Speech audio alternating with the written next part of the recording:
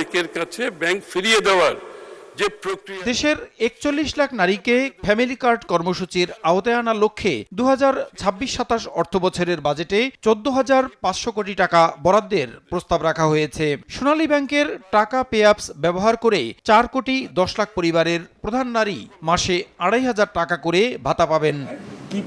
সোমবার দুপুরে সচিবালয়ে অর্থমন্ত্রীর সভাপতিত্বে ফ্যামিলি কার্ড প্রদান সংক্রান্ত মন্ত্রিসভা কমিটির চতুর্থ সভা অনুষ্ঠিত হয়। সভায় ফ্যামিলি কার্ড কর্মসূচি বাস্তবায়নে প্রশাসনিক ব্যয় পর্যালোচনা ও অনুমোদন দেওয়ার পাশাপাশি ফ্যামিলি কার্ড বাস্তবায়ন নীতিমালা ২০২৬-এর খসড়ায় নীতিগত অনুমোদন দেওয়া হয়।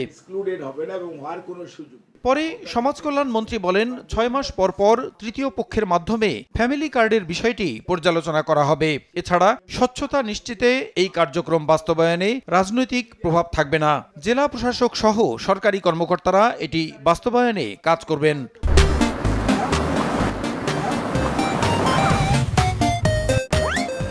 এটার মধ্যে কোনো ম্যানিপুলেশনের কোনো ইস্যু নাই।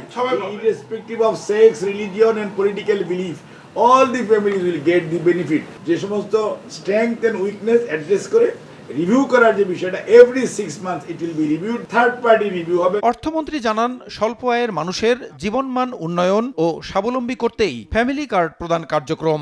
আমরা যাদেরকে দিচ্ছি তাদের জীবনের কি ইমপ্যাক্ট হচ্ছে, কি পরিবর্তন হচ্ছে, এটাও আমাদের জানা দরকার।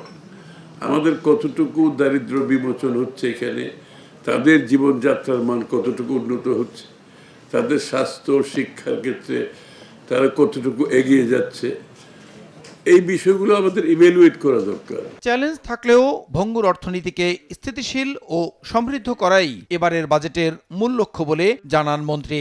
ভঙ্গুর অর্থনীতি থেকে স্থিতিশীল অর্থনীতি, স্থিতিশীল অর্থনীতি থেকে সমৃদ্ধির অর্থনীতি খুব পরিষ্কারভাবে বলা হয়েছে। প্রসূন আশিস, সময় সংবাদ, ঢাকা।